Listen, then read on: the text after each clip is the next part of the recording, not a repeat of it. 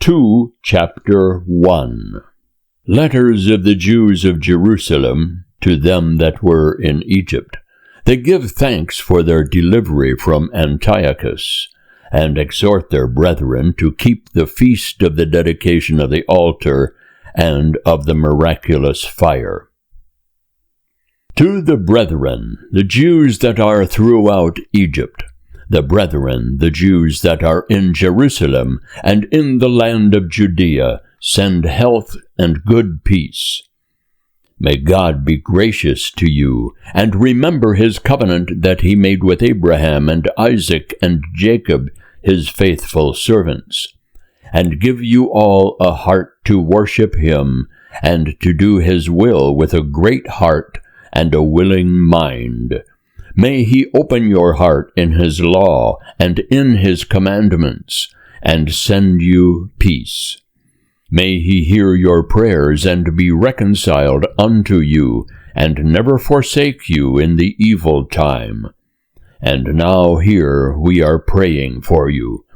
When Demetrius reigned, in the year 169, we Jews wrote to you in the trouble and violence that came upon us in those years, after Jason withdrew himself from the Holy Land and from the kingdom. They burnt the gate and shed innocent blood. Then we prayed to the Lord, and were heard, and we offered sacrifices and fine flour, and lighted the lamps, and set forth the loaves. And now celebrate ye the days of Synapagia in the month of Caslu. Synapagia, that is, the Ensinia, or Feast of the Dedication of the Altar, called here Synapagia, or Feast of Tabernacles, from being celebrated with the like solemnity.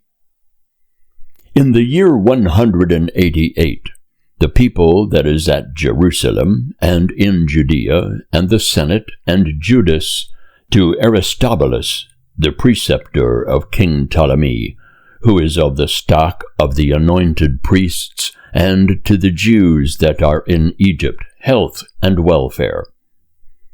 Having been delivered by God out of great dangers, we give him great thanks, forasmuch as we have been in war with such a king. Such a king, that is, Antiochus Sidetes, who began to make war upon the Jews whilst Simon was yet alive, and afterwards besieged Jerusalem under John Hyrcanus, so that the Judas here mentioned, in verse 10, is not Judas Maccabeus, who was dead long before the year 188 of the kingdom of the Greeks, for he died in the year 146 of that epoch. But either Judas, the eldest son of John Hyrcanus, or Judas the Essene, renowned for the gift of prophecy, who flourished about that time. For he made numbers of men swarm out of Persia that have fought against us and the holy city. For when the leader himself was in Persia, and with him a very great army, he fell in the temple of Nenea, being deceived by the council of the priests of Nenea. Nenea, a Persian goddess, which some have taken for Diana, others for Venus. For Antiochus with his friends came to the place as though he would marry her, and that he might receive great sums of money under the title of a dowry. And when the priests of Nenea had set it forth, and he with a small company had entered into the compass of the temple, they shut the temple when Antiochus was come in, and opening a secret entrance of the temple, they cast stones, and slew the leader, and them that were with him, and hewed them in pieces, and cutting off their heads, they threw them forth. Blessed be God in all things, who hath delivered up the wicked. Therefore, whereas we purpose to keep the purification of the temple on the 25th day of the month of Caslu, we thought it necessary to signify it to you, that you also may keep the day of Synagogue, and the day of the fire that was given when Nehemiah offered sacrifice, after the temple and the altar was built. For when our fathers were led into Persia, the priests that then were worshippers of God took privately the fire from the altar and hid it in a valley where there was a deep pit without water, and there they kept it safe, so that the place was unknown to all men. Persia, Babylonia, called here Persia, from being afterwards a part of the Persian Empire. But when many years had passed, and it pleased God that Nehemiah should be sent by the king of Persia, he sent some of the posterity of those priests that had hid it to seek for the fire. And as they told us, they found no fire, but thick water. Then he bade them draw it up and bring it to him. And the priest Nehemiah commanded the sacrifices that were laid on to be sprinkled with the same water, both the wood and the things that were laid upon it. And when this was done, and the time came that the sun shone out, which before was in a cloud, there was a great fire kindled, so that all wondered. And all the priests made prayer while the sacrifice was consuming, Jonathan beginning, and the rest answering. And the prayer of Nehemiah was after this manner: O Lord God, Creator of all things, dreadful and strong, just and merciful, who alone art the good King, who alone art gracious, who alone art just and almighty and eternal, who deliverest Israel from all evil, who didst choose the fathers and didst sanctify them. Receive the sacrifice for all thy people Israel, and preserve thy own portion, and sanctify it. Gather together our scattered people, deliver them that are slaves to the Gentiles, and look upon them that are despised and abhorred, that the Gentiles may know that thou art our God. Punish them that oppress us, and that treat us injuriously with pride. Establish thy people in thy holy place, as Moses hath spoken. And the priests sung hymns till the sacrifice was consumed. And when the sacrifice was consumed, Nehemiah commanded the water that was left to be poured out upon the great stones, which being done, there was kindled a flame from them, but it was consumed by the light that shined from the altar. And when this matter became public, it was told to the king of Persia that in the place where the priests that were led away had hid the fire, there appeared water, with which Nehemiah and they that were with him had purified the sacrifices. And the king, considering and diligently examining the matter, made a temple for it, that he might prove what had happened. A temple, that is, an enclosure, or a wall round about the place where the fire was hid, to separate it from profane uses, to the end that it might be respected as a holy place. And when he had proved it, he gave the priests many goods and divers presents, and he took and distributed them to them with his own hand. And Nehemiah called this place Nephtar, which is interpreted purification, but many call it Nephi. Book 2, Chapter 2. A continuation of the second letter, of Jeremiah's hiding the ark at the time of the captivity. The author's preface. Now it is found in the descriptions of Jeremiah the prophet that he commanded them that went into captivity to take the fire as it hath been signified, and how he gave charge to them that were carried away into captivity. The descriptions, that is, the records or memoirs of Jeremiah, a work that is now lost. And how he gave them the law, that they should not forget the commandments of the Lord, and that they should not err in their minds, seeing the idols of gold and silver, and the ornaments of them. And with other such like speeches he exhorted them that they would not remove the law from their heart.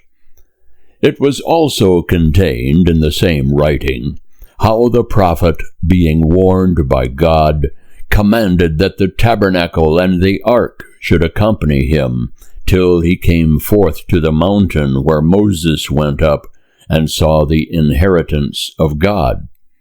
And when Jeremiah came thither, he found a hollow cave, and he carried in thither the tabernacle and the ark and the altar of incense, and so stopped the door. Then some of them that followed him came up to mark the place, but they could not find it. And when Jeremiah perceived it, he blamed them, saying, The place shall be unknown, till God gather together the congregation of the people, and receive them to mercy. And then the Lord will show these things, and the majesty of the Lord shall appear, and there shall be a cloud, as it was also showed to Moses, and he showed it when Solomon prayed that the place might be sanctified to the great God. For he treated wisdom in a magnificent manner, and like a wise man, he offered the sacrifice of the dedication and of the finishing of the temple. And as Moses prayed to the Lord, and fire came down from heaven and consumed the holocaust, so Solomon also prayed, and fire came down from heaven and consumed the holocaust. And Moses said, Because the sin offering was not eaten, it was consumed. So Solomon also celebrated the dedication 8 days. And these same things were set down in the memoirs and commentaries of Nehemiah, and how he made a library and gathered together out of the countries the books both of the prophets and of David, and the epistles of the kings, and concerning the holy gifts. And in like manner Judas also gathered together all such things as were lost by the war we had, and they are in our possession. Wherefore, if you want these things, send some that may fetch them to you. As we are then about to celebrate the purification, we have written unto you, and you shall do well if you keep the same days. The purification, that is, the feast of the purifying or cleansing of the temple. And we hope that God, who hath delivered his people, and hath rendered to all the inheritance and the kingdom and the priesthood and the sanctuary, as he promised in the law, will shortly have mercy upon us, and will gather us together from every land under heaven into the holy place. For he hath delivered us out of great perils, and hath cleansed the place. Now as concerning Judas Maccabeus and his brethren, and the purification of the great temple and the dedication of the altar, as also the wars against Antiochus the illustrious, and his son Eupator, and the manifestations that came from heaven to them that behaved themselves manfully on the behalf of the Jews, so that being but a few, they made themselves masters of the whole country, and put to flight the barbarous multitude, and recovered again the most renowned temple in all the world, and delivered the city, and restored the laws that were abolished, the Lord with all clemency showing mercy to them. And all such things as have been comprised in 5 books by Jason of Cyrene, we have attempted to abridge in 1 book. For considering the multitude of books, and the difficulty that they find that desire to undertake the narrations of histories, because of the multitude of the matter, we have taken care for those indeed that are willing to read, that it might be a pleasure of mind, and for the studious, that they may more easily commit to memory, and that all that read might receive profit. And as to ourselves indeed, in undertaking this work of abridging, we have taken in hand no easy task, yea, rather a business full of watching and sweat. No easy task, etc. The Spirit of God that assists the sacred penman does not exempt them from labor in seeking out the matter which they are to treat of, and the order and manner in which they are to deliver it. So St. Luke writ the Gospel, having diligently attained to all things. Luke 1, verse 3. But as they that prepare a feast, and seek to satisfy the will of others, for the sake of many, we willingly undergo the labor, leaving to the authors the exact handling of every particular, and as for ourselves, according to the plan proposed, studying to be brief. For as the master builder of a new house must have care of the whole building, but he that taketh care to paint it must seek out fit things for the adorning of it, so must it be judged of us. For to collect all that is to be known, to put the discourse in order, and curiously to discuss every particular point, is the duty of the author of a history. But to pursue brevity of speech, and to avoid nice declarations of things, is to be granted to him that maketh an abridgment. Here then we will begin the narration. Let this be enough by way of a preface, for it is a foolish thing to make a long prologue and to be short in the story itself. End Book 2, Chapter 3. Heliodorus is sent by King Seleucus to take away the treasures deposited in the temple. He is struck by God and healed by the prayers of the high priest.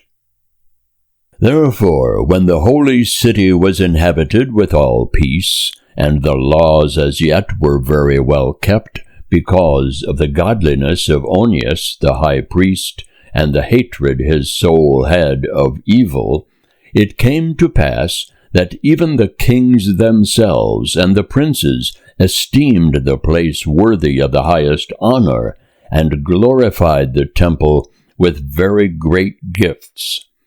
So that Seleucus, king of Asia, allowed out of his revenues all the charges belonging to the ministry of the sacrifices.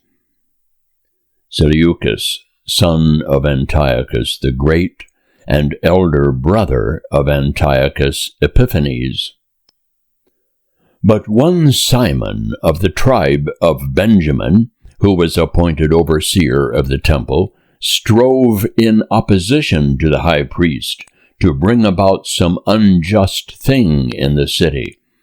And when he could not overcome Onias, he went to Apollonius, the son of Tarsius, who at that time was governor of Celesyria and Phoenicia, and told him that the treasury in Jerusalem was full of immense sums of money, and the common store was infinite, which did not belong to the account of the sacrifices, and that it was possible to bring all into the king's hands. Now when Apollonius had given the king notice concerning the money that he was told of, he called for Heliodorus, who had the charge over his affairs, and sent him with commission to bring him the foresaid money. So Heliodorus forthwith began his journey, under a color of visiting the cities of Celesyria and Phoenicia, but indeed to fulfill the king's purpose. And when he was come to Jerusalem, and had been courteously received in the city by the high priest, he told him what information had been given concerning the money, and declared the cause for which he was come, and asked if these things were so indeed. Then the high priest told him that these were sums deposited, and provisions for the subsistence of the widows and the fatherless, and that some part of that which wicked Simon had given intelligence of belonged to Hyrcanus, son of Tobias, a man of great dignity, and that the whole was 400 talents of silver and 200 of gold. But that to deceive them who had trusted to the place and temple which is honored throughout the whole world for the reverence and holiness of it, was a thing which could not by any means be done. But he, by reason of the orders he had received from the king, said that by all means the money must be carried to the king. So on the day he had appointed, Heliodorus entered in to order this matter. But there was no small terror throughout the whole city. And the priests prostrated themselves before the altar in their priests' vestments, and called upon him from heaven who made the law concerning things given to be kept, that he would preserve them safe for them that had deposited them. Now whosoever saw the countenance of the high priest was wounded in heart, for his face and the changing of his color declared the inward sorrow of his mind. For the man was so compassed with sadness and horror of the body, that it was manifest to them that beheld him what sorrow he had in his heart. Others also came flocking together out of their houses, praying and making public supplication, because the place was like to come into contempt. And the women, girded with haircloth about their breasts, came together in the streets, and the virgins also that were shut up came forth, some to Onias, and some to the walls, and others looked out of the windows. And all, holding up their hands towards heaven, made supplication. For the expectation of the mixed multitude and of the high priest, who was in an agony, would have moved any one to pity. And these indeed called upon Almighty God to preserve the things that had been committed to them safe and sure for those that had committed them.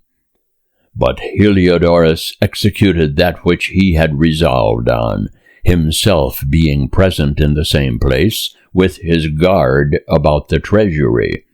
But the Spirit of the Almighty God gave a great evidence of his presence, so that all that had presumed to obey him, falling down by the power of God, were struck with fainting and dread. For there appeared to them a horse, with a terrible rider upon him, adorned with a very rich covering. And he ran fiercely, and struck Heliodorus with his forefeet, and he that sat upon him seemed to have armor of gold. Moreover, there appeared 2 other young men, beautiful and strong, bright and glorious, and in comely apparel, who stood by him on either side, and scourged him without ceasing with many stripes.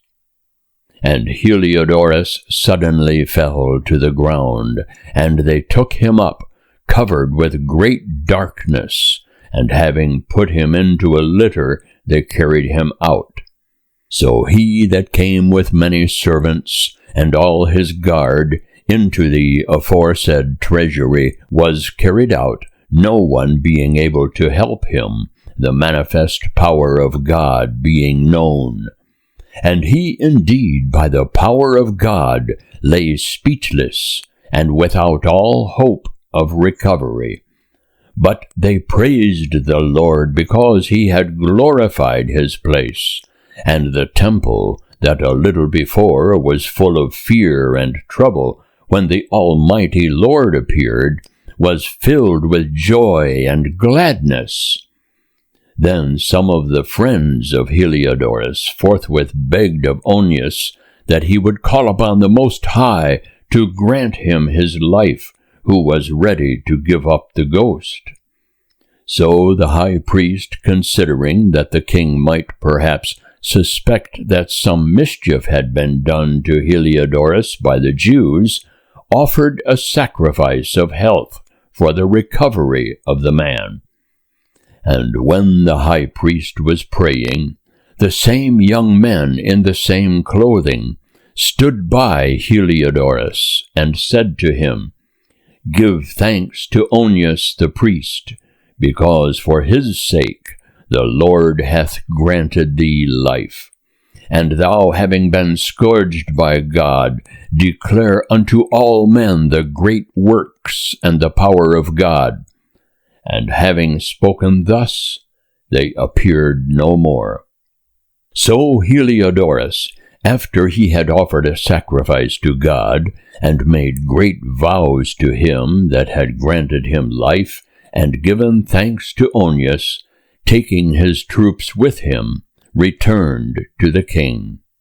And he testified to all men the works of the great God, which he had seen with his own eyes. And when the king asked Heliodorus, who might be a fit man to be sent yet once more to Jerusalem, he said, If thou hast any enemy, or traitor to thy kingdom, send him thither, and thou shalt receive him again scourged, if so be he escape. For there is undoubtedly in that place a certain power of God. For he that hath his dwelling in the heavens is the visitor and protector of that place, and he striketh and destroyeth them that come to do evil to it. And the things concerning Heliodorus and the keeping of the treasury fell out in this manner. Book 2, Chapter 4. Onias has recourse to the king. The ambition and wickedness of Jason and Menelaus. Onias is treacherously murdered. But Simon, of whom we spoke before, who was the betrayer of the money and of his country, spoke ill of Onias, as though he had incited Heliodorus to do these things, and had been the promoter of evils. And he presumed to call him a traitor to the kingdom, who provided for the city and defended his nation, and was zealous for the law of God. But when the enmities proceeded so far that murders also were committed by some of Simon's friends, Onias, considering the danger of this contention, and that Apollonius, who was the governor of Cilicia and Phoenicia, was outrageous, which increased the malice of Simon, went to the king, not to be an accuser of his countrymen, but with view to the common good of all the people. For he saw that, except the king took care, it was impossible that matters should be settled in peace, or that Simon would cease from his folly. But after the death of Seleucus, when Antiochus, who was called the Illustrious, had taken possession of the kingdom, Jason, the brother of Onias, ambitiously sought the high priesthood, and went to the king, promising him 360 talents of silver, and out of other revenues 80 talents. Besides this, he promised also 150 more, if he might have license to set him up a place for exercise, and a place for youth, and to entitle them that were at Jerusalem Antiochians.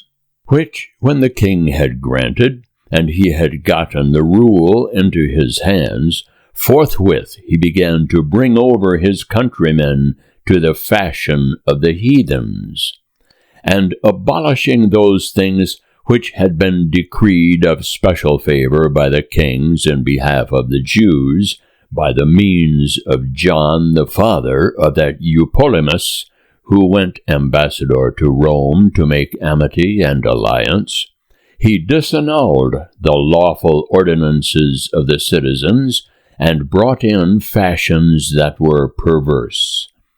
For he had the boldness to set up under the very castle a place of exercise, and to put all the choicest youths in brothel houses.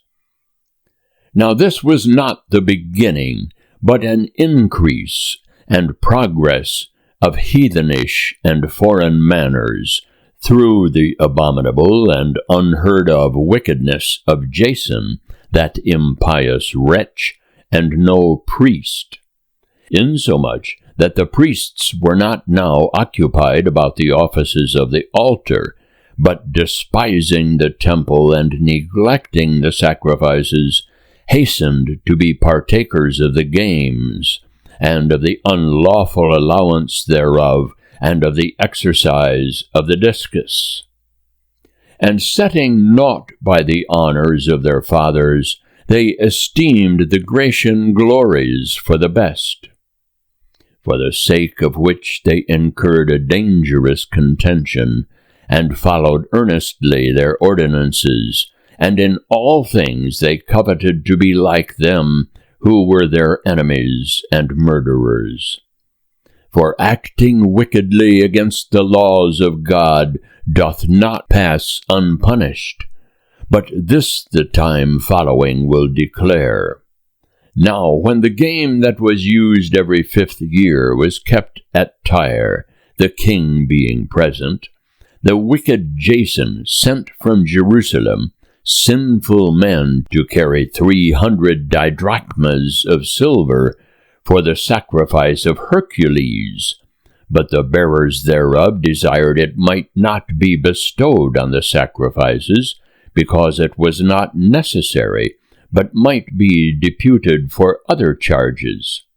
So the money was appointed by him that sent it to the sacrifice of Hercules, but because of them that carried it was employed for the making of galleys. Now when Apollonius, the son of Mnestheus, was sent into Egypt to treat with the nobles of King Philometor, and Antiochus understood that he was wholly excluded from the affairs of the kingdom, consulting his own interest, he departed thence, and came to Joppe, and from thence to Jerusalem, where he was received in a magnificent manner by Jason and the city, and came in with torchlights and with praises, and from thence he returned with his army into Phoenicia. 3 years afterwards, Jason sent Menelaus, brother of the aforesaid Simon, to carry money to the king, and to bring answers from him concerning certain necessary affairs.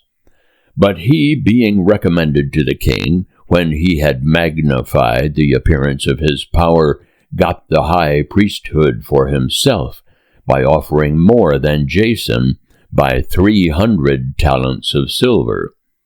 So having received the king's mandate, he returned, bringing nothing worthy of the high priesthood, but having the mind of a cruel tyrant, and the rage of a savage beast. Then Jason, who had undermined his own brother, being himself undermined, was driven out a fugitive into the country of the Ammonites. So Menelaus got the principality. But as for the money he had promised to the king, he took no care when Sostratus, the governor of the castle, called for it. For to him appertained the gathering of the taxes, wherefore they were both called before the king. And Menelaus was removed from the priesthood, Lysimachus his brother succeeding, and Sostratus, alas, made governor of the Cyprians. When these things were in doing, it fell out that they of Tarsus and Melos raised a sedition, because they were given for a gift to Antiochus, the king's concubine. The king therefore went in all haste to appease them, leaving Andronicus, one of his nobles, for his deputy. Then Menelaus, supposing that he had found a convenient time, having stolen certain vessels of gold out of the temple, gave them to Andronicus, and others he had sold at Tyre and in the neighboring cities, which, when Onias understood most certainly, he reproved him, keeping himself in a safe place at Antioch, beside Daphne. Whereupon Menelaus, coming to Andronicus, desired him to kill Onias. And he went to Onias and gave him his right hand with an oath, and, though he were suspected by him, persuaded him to come forth out of the sanctuary, and immediately slew him without any regard to justice. For which cause not only the Jews, but also the other nations conceived indignation, and were much grieved for the unjust murder of so great a man. And when the king was come back from the places of Cilicia, the Jews that were at Antioch, and also the Greeks, went to him, complaining of the unjust murder of Onias. Antiochus therefore was grieved in his mind for Onias, and being moved to pity, shed tears, remembering the sobriety and modesty of the deceased. And being inflamed to anger, he commanded Andronicus to be stripped of his purple, and to be led about through all the city, and that in the same place wherein he had committed the impiety against Onias, the sacrilegious wretch should be put to death, the Lord repaying him his deserved punishment. Now when many sacrileges had been committed by Lysimachus in the temple, by the counsel of Menelaus, and the rumor of it was spread abroad, the multitude gathered themselves together against Lysimachus, a great quantity of gold being already carried away. Wherefore the multitude making an insurrection, and their minds being filled with anger, Lysimachus armed about 3,000 men, and began to use violence, one Tyrannus being captain, a man far gone both in age and in madness. But when they perceived the attempt of Lysimachus, some caught up stones, some strong clubs, and some threw ashes upon Lysimachus. And many of them were wounded, and some struck down to the ground, but all were put to flight. And as for the sacrilegious fellow himself, they slew him beside the treasury. Now concerning these matters, an accusation was laid against Menelaus. And when the king was come to Tyre, 3 men were sent from the ancients to plead the cause before him. But Menelaus, being convicted, promised Ptolemy to give him much money to persuade the king to favor him. Ptolemy, the son of Dorymenus, a favorite of the king. So Ptolemy went to the king in a certain court where he was, as it were, to cool himself, and brought him to be of another mind. So Menelaus, who was guilty of all the evil, was acquitted by him of the accusations. And those poor men, who, if they had pleaded their cause even before Scythians, should have been judged innocent, were condemned to death. Thus they that persecuted the cause for the city and for the people and the sacred vessels did soon suffer unjust punishment. Wherefore even the Tyrians, being moved with indignation, were very liberal towards their burial. And so, through the covetousness of them that were in power, Menelaus continued in authority, increasing in malice to the betraying of the citizens. Book 2, Chapter 5. Wonderful signs are seen in the air, Jason's wickedness and end. Antiochus takes Jerusalem and plunders the temple. At the same time, Antiochus prepared for a second journey into Egypt. And it came to pass that through the whole city of Jerusalem for the space of 40 days there were seen horsemen running in the air, in gilded raiment, and armed with spears like bands of soldiers, and horses set in order by ranks, running one against another, with the shakings of shields, and a multitude of men in helmets, with drawn swords, and casting of darts, and glittering of golden armor, and of harnesses of all sorts.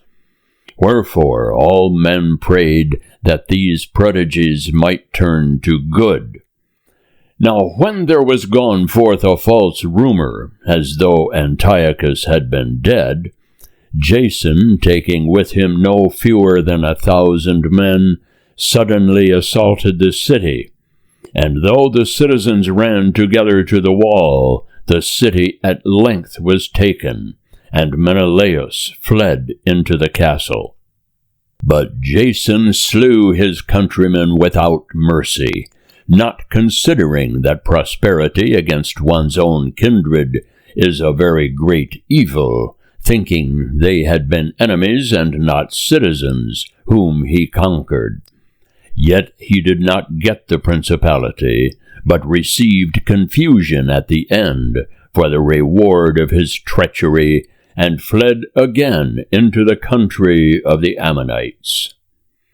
At the last, having been shut up by Aretas, the king of the Arabians, in order for his destruction, flying from city to city, hated by all men, as a forsaker of the laws, and execrable as an enemy of his country and countrymen, he was thrust out into Egypt.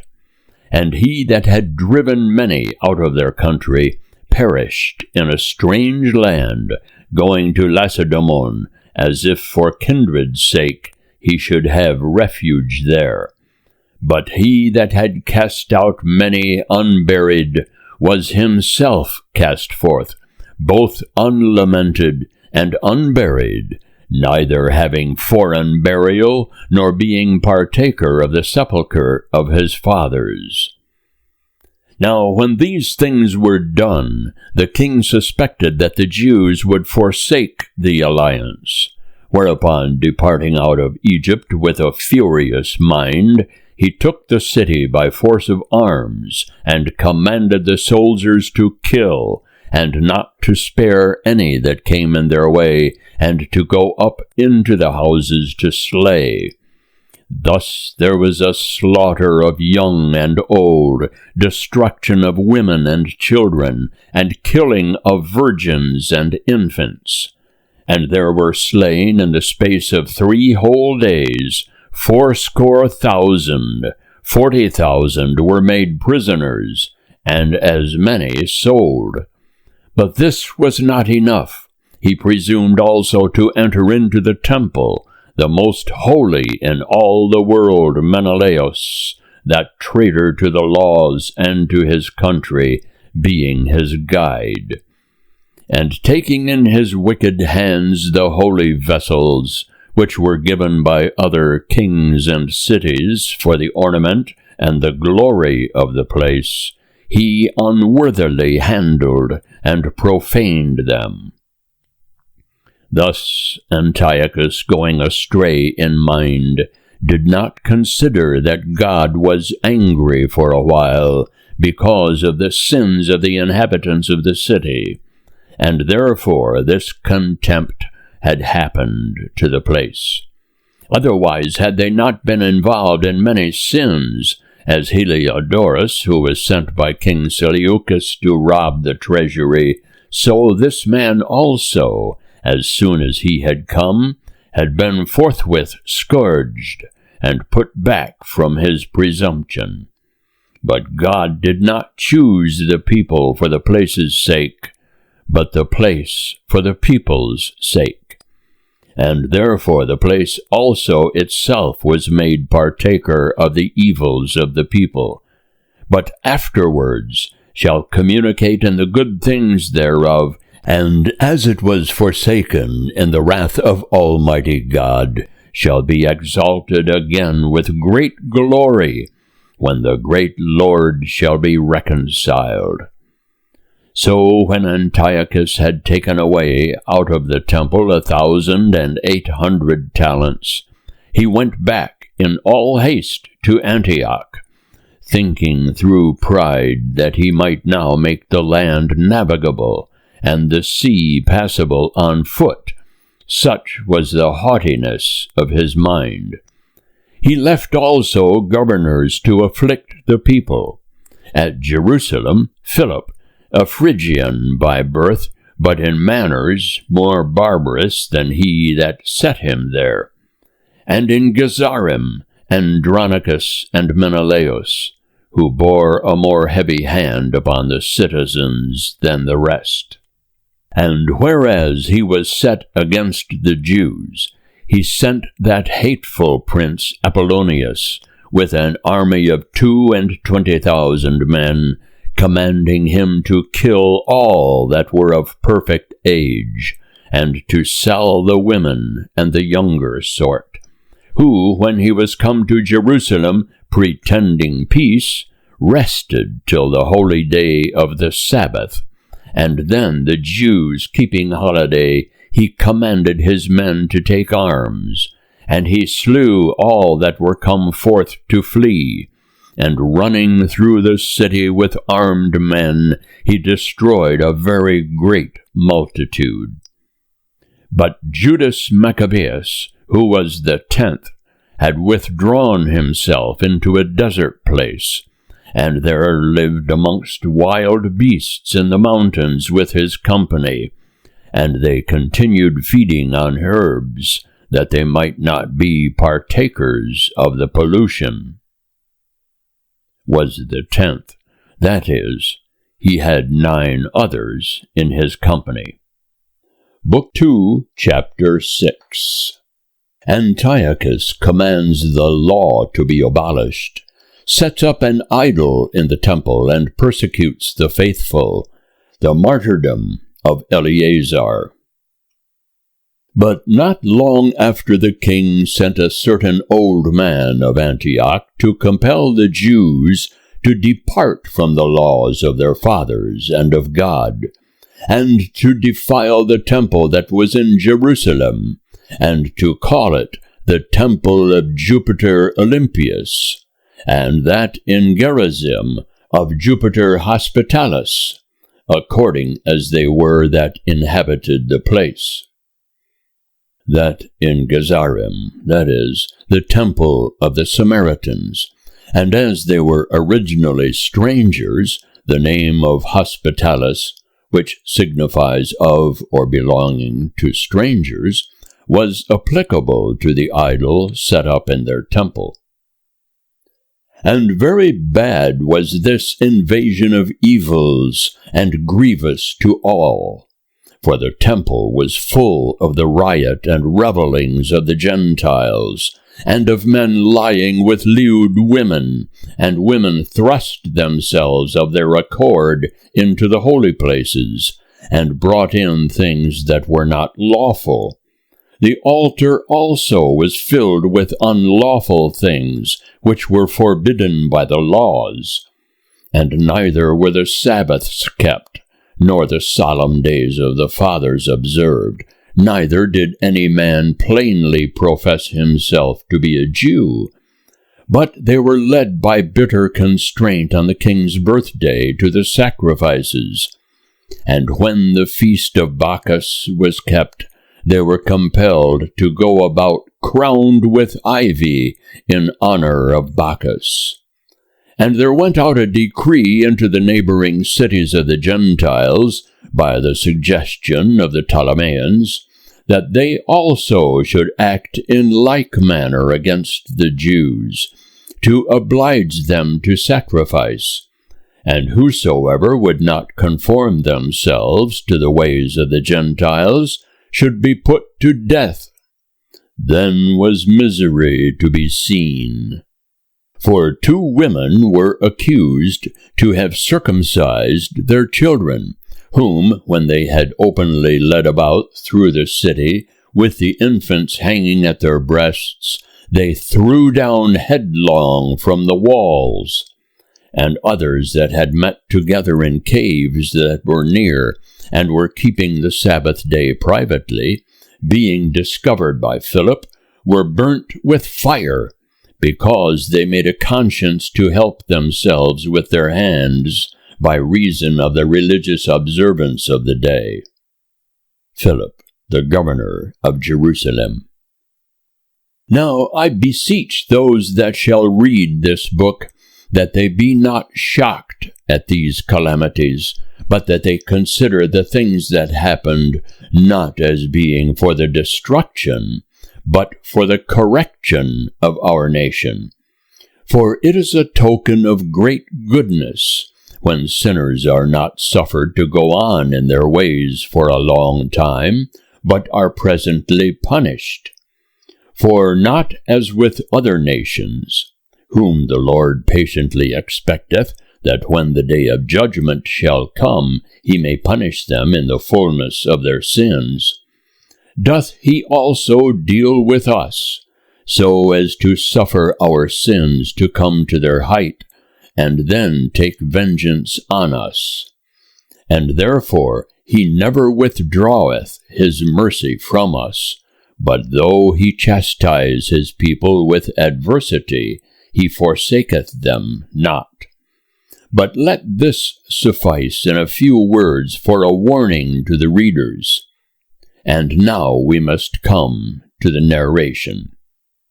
Eleazar, one of the chief of the scribes, a man advanced in years and of a comely countenance, was pressed to open his mouth to eat swine's flesh.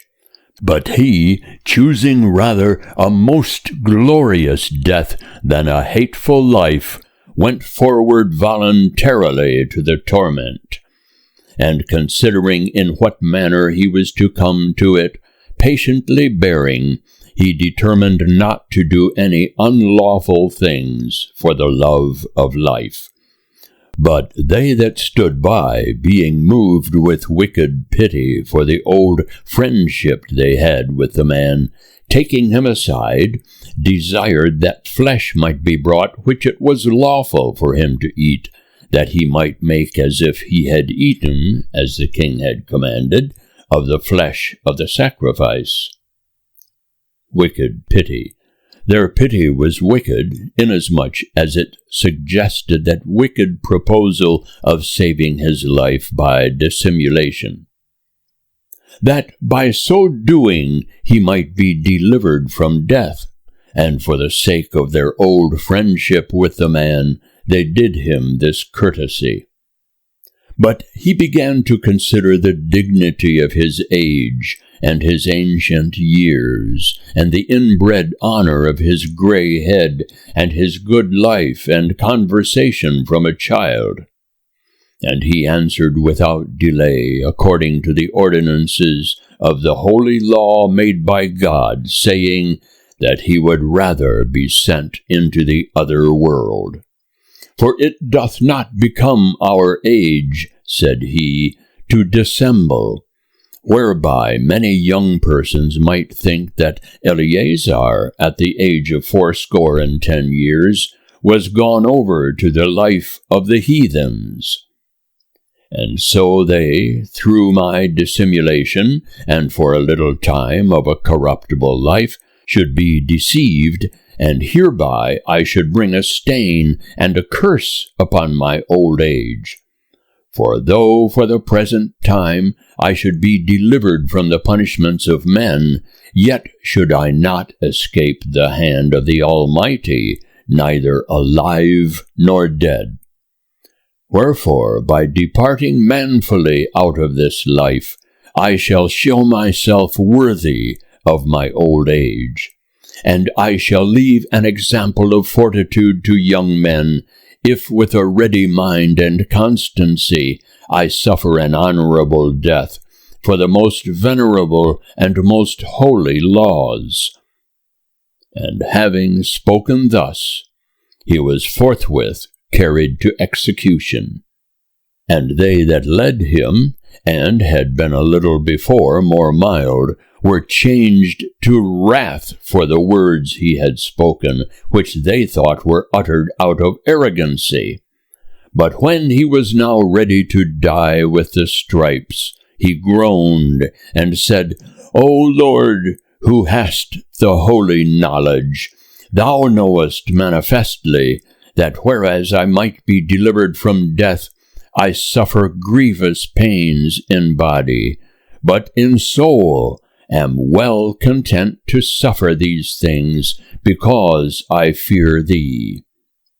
Thus did this man die, leaving not only to young men, but also to the whole nation, the memory of his death, for an example of virtue and fortitude. Book 2, Chapter 7. The glorious martyrdom of the 7 brethren and their mother. It came to pass also that 7 brethren, together with their mother, were apprehended and compelled by the king to eat swine's flesh against the law, for which end they were tormented with whips and scourges. But one of them, who was the eldest, said thus, What wouldst thou ask or learn of us? We are ready to die rather than to transgress the laws of God received from our fathers. Then the king, being angry, commanded frying pans and brazen cauldrons to be made hot, which forthwith being heated, he commanded to cut out the tongue of him that had spoken first, and the skin of his head being drawn off, to chop off also the extremities of his hands and feet, the rest of his brethren and his mother looking on. And when he was now maimed in all parts, he commanded him, being yet alive, to be brought to the fire, and to be fried in the frying pan. And while he was suffering therein long torments, the rest, together with the mother, exhorted one another to die manfully, saying, The Lord God will look upon the truth, and will take pleasure in us, as Moses declared in the profession of the canticle, and in his servants he will take pleasure. So when the first was dead after this manner, they brought the next, to make him a mocking stock. And when they had pulled off the skin of his head with the hair, they asked him if he would eat, before he were punished throughout the whole body in every limb. But he answered in his own language, and said, I will not do it. Wherefore he also in the next place received the torments of the first. And when he was at the last gasp, he said thus, Thou indeed, O most wicked man, destroyest us out of this present life, but the King of the world will raise us up, who die for his laws in the resurrection of eternal life.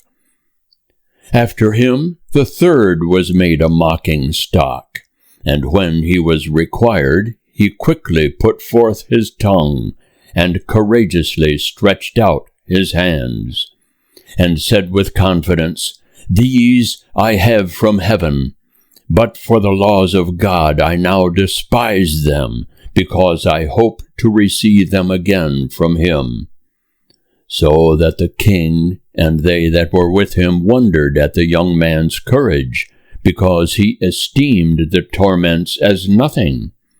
And after he was thus dead, they tormented the fourth in the like manner.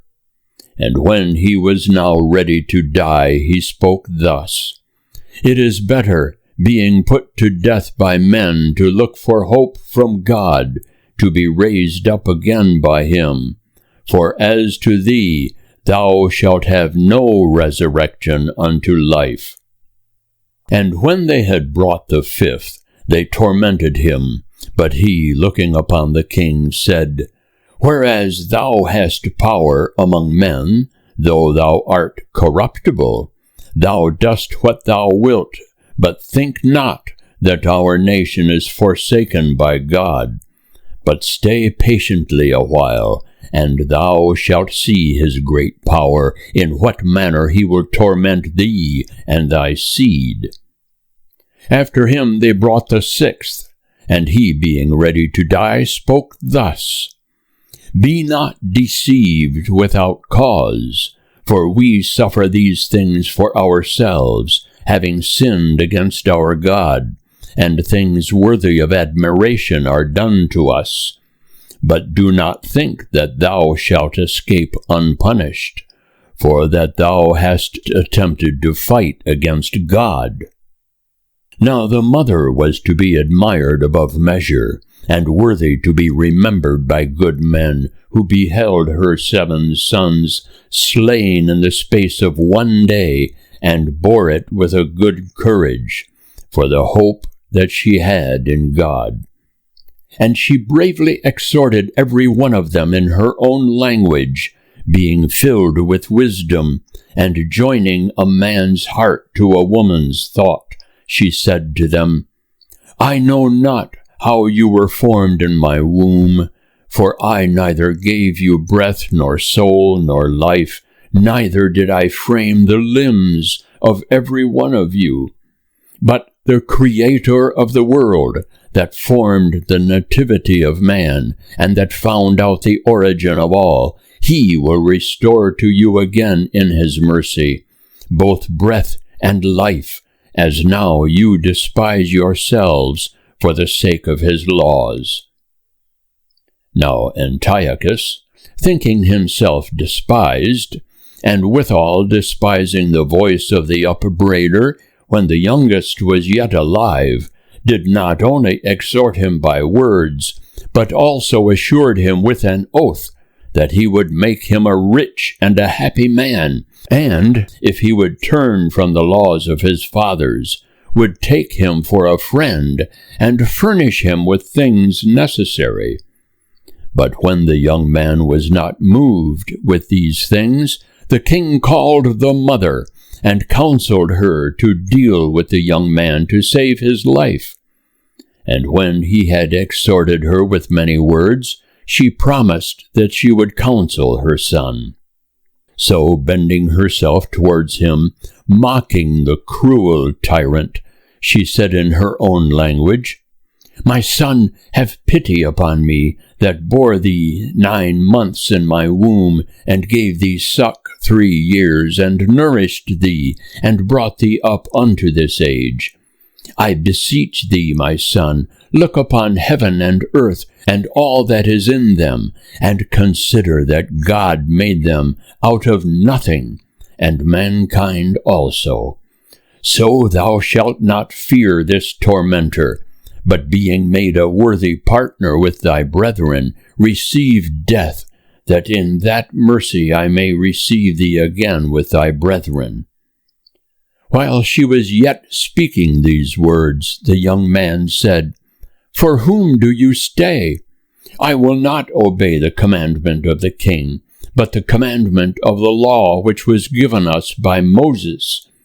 But thou that hast been the author of all mischief against the Hebrews shalt not escape the hand of God, for we suffer thus for our sins. And though the Lord our God is angry with us a little while, for our chastisement and correction, yet he will be reconciled again to his servants. But thou, O wicked, and of all men most flagitious, be not lifted up without cause with vain hopes, whilst thou art raging against his servants. For thou hast not yet escaped the judgment of the Almighty God, who beholdeth all things. For my brethren, having now undergone a short pain, are under the covenant of eternal life. But thou, by the judgment of God, shalt receive just punishment for thy pride. But I, like my brethren, offer up my life and my body for the laws of our fathers, calling upon God to be speedily merciful to our nation, and that thou by torments and stripes mayest confess that he alone is God. But in me and in my brethren the wrath of the Almighty, which hath justly been brought upon all our nation, shall cease. Then the king, being incensed with anger, raged against him more cruelly than all the rest, taking it grievously that he was mocked. So this man also died undefiled, wholly trusting in the Lord. And last of all, after the sons, the mother also was consumed. But now there is enough said of the sacrifices and of the excessive cruelties. Book 2, Chapter 8. Judas Maccabeus, gathering an army, gains divers victories. But Judas Maccabeus, and they that were with him, went privately into the towns, and calling together their kinsmen and friends, and taking unto them such as continued in the Jews' religion, they assembled 6,000 men. And they called upon the Lord that he would look upon his people that was trodden down by all, and would have pity on the temple that was defiled by the wicked, that he would have pity also upon the city that was destroyed, that was ready to be made even with the ground, and would hear the voice of the blood that cried to him, that he would remember also the most unjust deaths of innocent children, and the blasphemies offered to his name, and would show his indignation on this occasion. Now when Maccabeus had gathered a multitude, he could not be withstood by the heathens, for the wrath of the Lord was turned into mercy. So coming unawares upon the towns and cities, he set them on fire, and taking possession of the most commodious places, he made no small slaughter of the enemies. And especially in the nights he went upon these expeditions, and the fame of his valor was spread abroad everywhere. Then Philip, seeing that the man gained ground by little and little, and that things for the most part succeeded prosperously with him, wrote to Ptolemy, the governor of Cilicia and Phoenicia, to send aid to the king's affairs.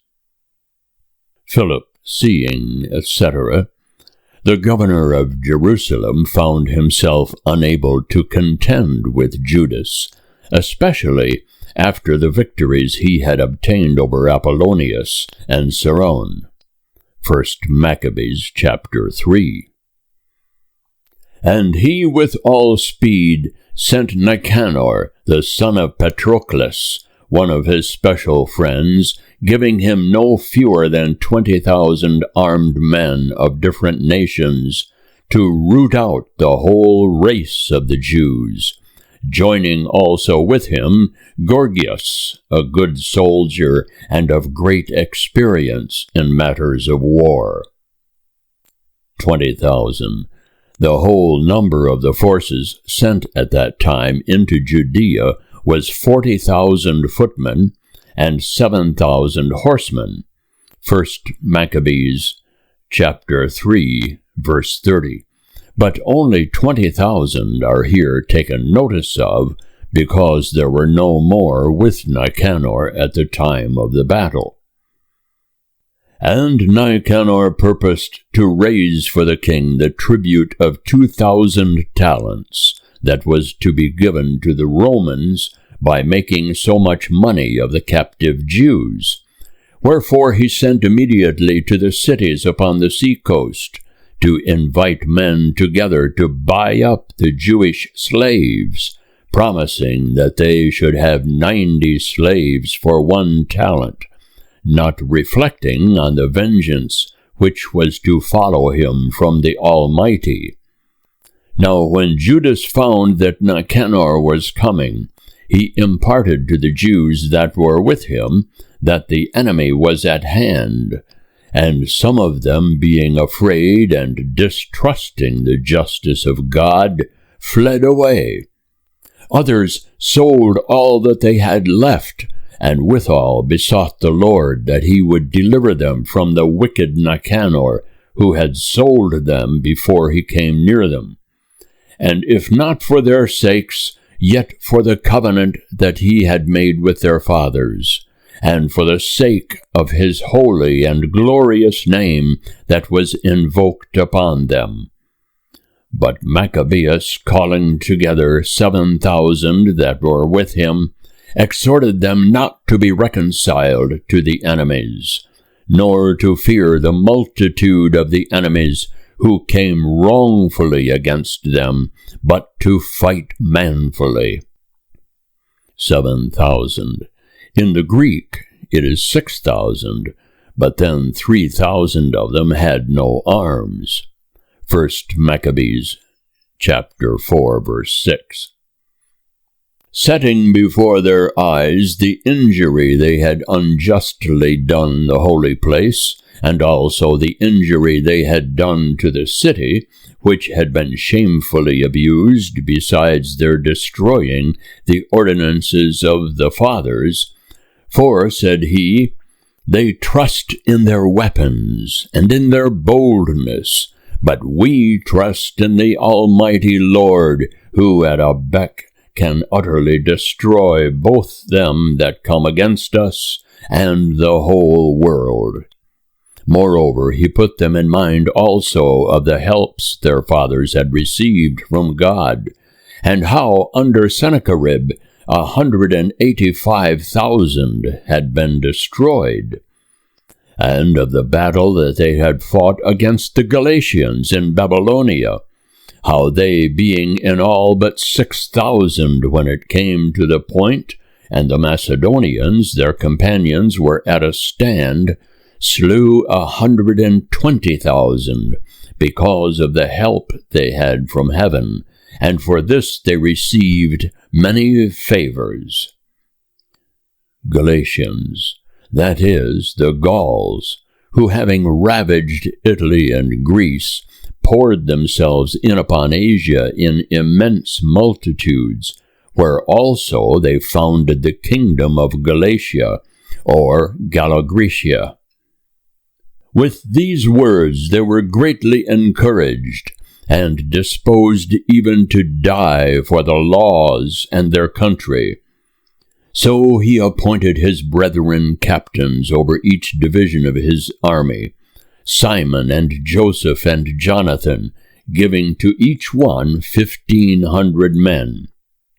And after the holy book had been read to them by Esdras, and he had given them for a watchword the help of God, himself leading the first band, he joined battle with Nicanor. and the Almighty being their helper, they slew above 9,000 men, and having wounded and disabled the greater part of Nicanor's army, they obliged them to fly. Above 9,000, that is, including the 3,000 slain in the pursuit. And they took the money of them that came to buy them, and they pursued them on every side. But they came back for want of time, for it was the day before the Sabbath, and therefore they did not continue the pursuit. But when they had gathered together their arms and their spoils, they kept the Sabbath, blessing the Lord who had delivered them that day, distilling the beginning of mercy upon them. Then, after the Sabbath, they divided the spoils to the feeble and the orphans and the widows, and the rest they took for themselves and their servants. When this was done, and they had all made a common supplication, they besought the merciful Lord to be reconciled to his servants unto the end. Moreover, they slew above 20,000 of them that were with Timotheus and Bacchides, who fought against them, and they made themselves masters of the high strongholds, and they divided amongst them many spoils, giving equal portions to the feeble, the fatherless, and the widows, yea, and the aged also. And when they had carefully gathered together their arms, they laid them all up in convenient places, and the residue of their spoils they carried to Jerusalem. They slew also Philarches, who was with Timotheus, a wicked man, who had many ways afflicted the Jews.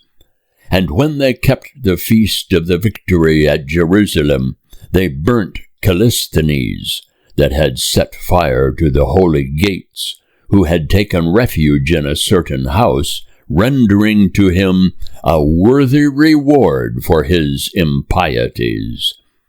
But as for that most wicked man, Nicanor, who had brought 1,000 merchants to the sale of the Jews, being, through the help of the Lord, brought down by them, of whom he had made no account, laying aside his garment of glory, fleeing through the midland country, he came alone to Antioch, being rendered very unhappy by the destruction of his army. Laying aside his garment of glory, that is, his splendid apparel, which he wore through ostentation, he now throws it off, lest he should be known on his flight. And he that had promised to levy the tribute for the Romans, by the means of the captives of Jerusalem, now professed that the Jews had God for their protector, and therefore they could not be hurt, because they followed the laws appointed by him. Book 2, Chapter 9. The wretched end and fruitless repentance of King Antiochus. At that time Antiochus returned with dishonor out of Persia, for he had entered into the city called Persepolis, and attempted to rob the temple, and to oppress the city. But the multitude running together to arms put them to flight. And so it fell out that Antiochus, being put to flight, returned with disgrace. Persepolis, otherwise called Elymaeus. Now when he was come about Ecbatana, he received the news of what had happened to Nicanor and Timotheus. And swelling with anger, he thought to revenge upon the Jews the injury done by them that had put him to flight. And therefore he commanded his chariot to be driven without stopping in his journey, the judgment of heaven urging him forward, because he had spoken so proudly that he would come to Jerusalem and make it a common burying place of the Jews. But the Lord, the God of Israel, that seeth all things, struck him with an incurable and an invisible plague. For as soon as he had ended these words, a dreadful pain in his bowels came upon him, and bitter torments of the inner parts. And indeed very justly, seeing he had tormented the bowels of others with many and new torments, albeit he by no means ceased from his malice. Moreover, being filled with pride, breathing out fire in his rage against the Jews, and commanding the matter to be hastened, it happened, as he was going with violence, that he fell from the chariot, so that his limbs were much pained by a grievous bruising of the body. Thus he that seemed to himself to command even the waves of the sea, being proud above the condition of man, and to weigh the heights of the mountains in a balance, now being cast down to the ground, was carried in a litter, bearing witness to the manifest power of God in himself, so that worms swarmed out of the body of this man, and whilst he lived in sorrow and pain, his flesh fell off, and the filthiness of his smell was noisome to the army. And the man that thought a little before he could reach to the stars of heaven, no man could endure to carry for the intolerable stench. And by this means, being brought from his great pride, he began to come to the knowledge of himself, being admonished by the scourge of God, his pains increasing every moment. And when he himself could not now abide his own stench, he spoke thus, It is just to be subject to God, and that a mortal man should not equal himself to God. Then this wicked man prayed to the Lord, of whom he was not like to obtain mercy.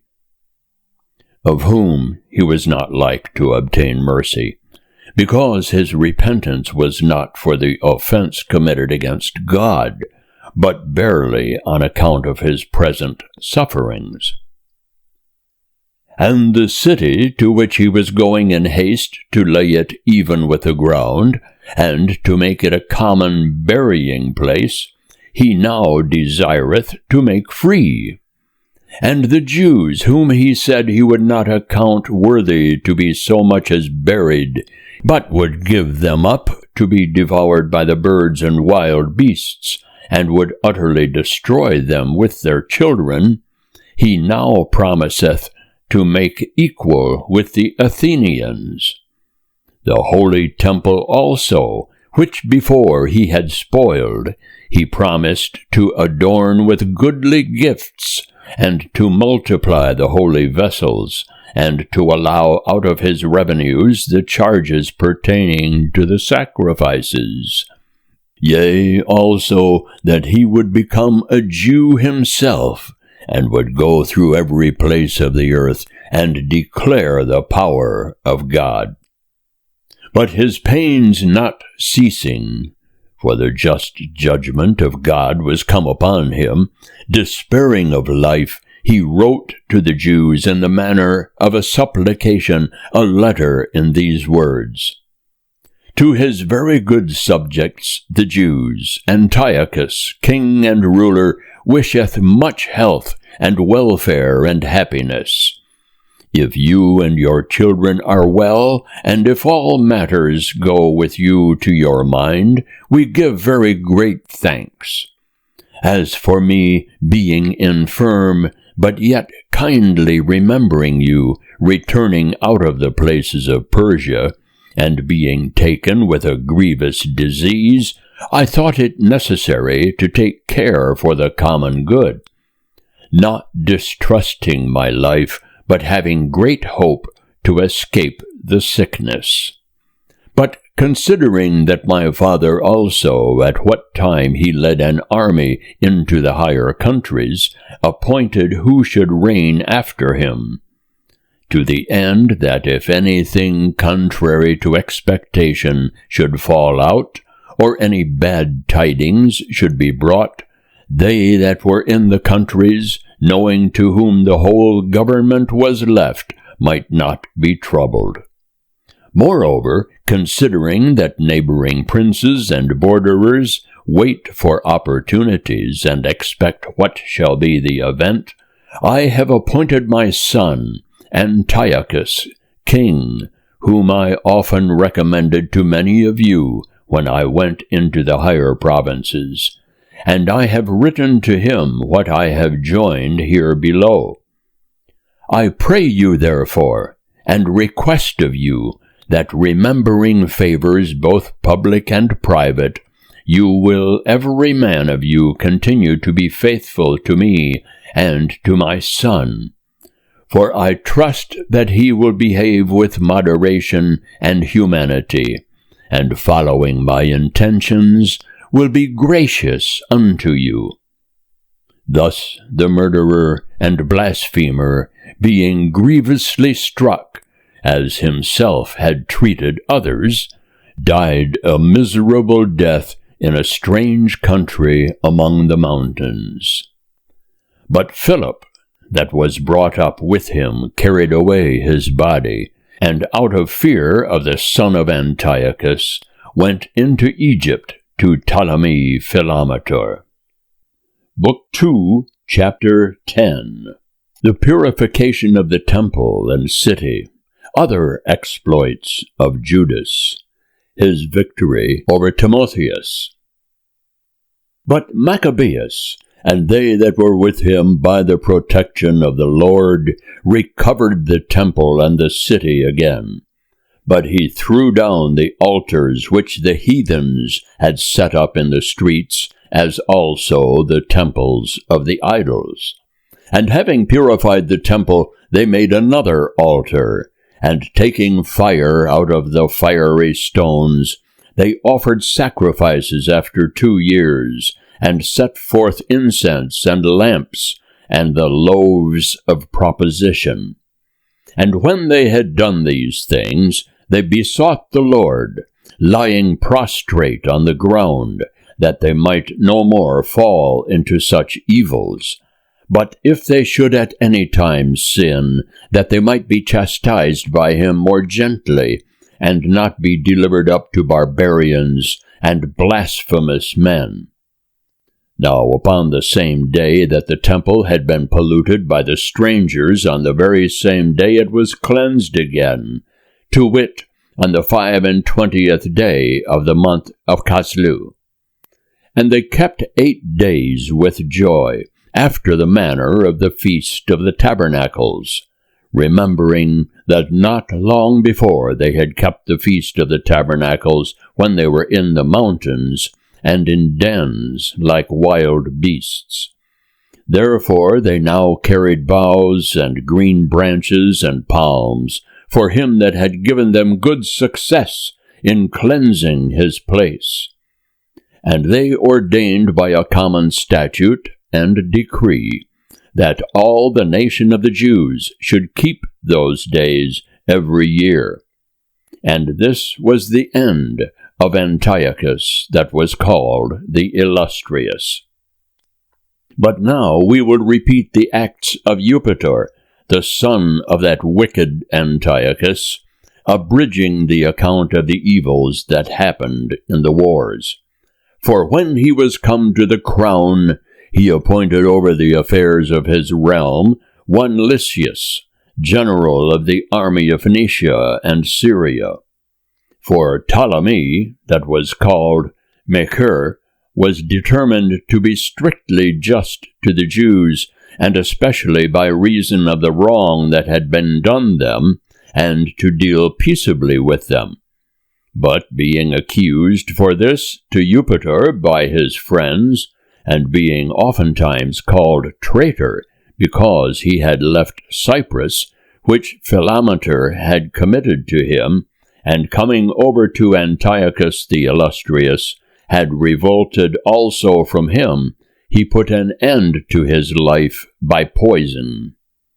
But Gorgias, who was governor of the holds, taking with him the strangers, often fought against the Jews. And the Jews that occupied the most commodious holds received those that were driven out of Jerusalem and attempted to make war. The Jews, etc. He speaks of them that had fallen from their religion, and were enemies of their country, who, joining with the Idumeans, or Edomites, kept possession of the strongholds, and from thence annoyed their countrymen.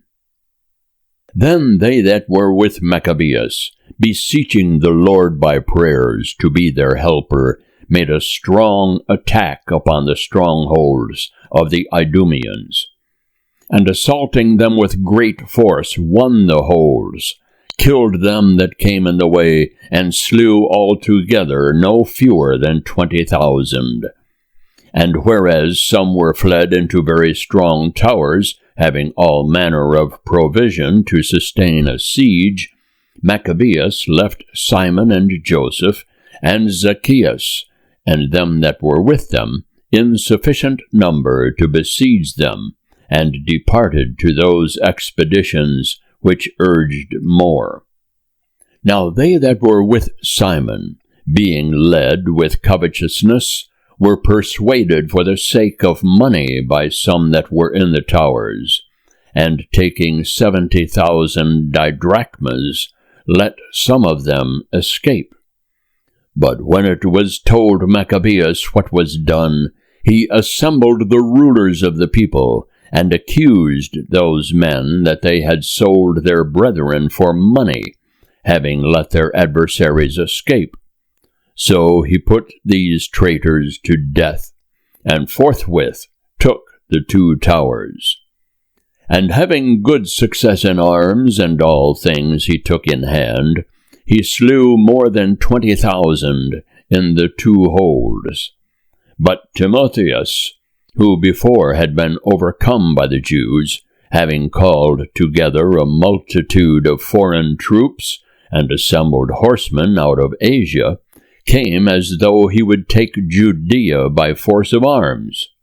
But Maccabeus and they that were with him, when he drew near, prayed to the Lord, sprinkling earth upon their heads, and girding their loins with haircloth, and lying prostrate at the foot of the altar, besought him to be merciful to them, and to be an enemy to their enemies, and an adversary to their adversaries, as the law saith.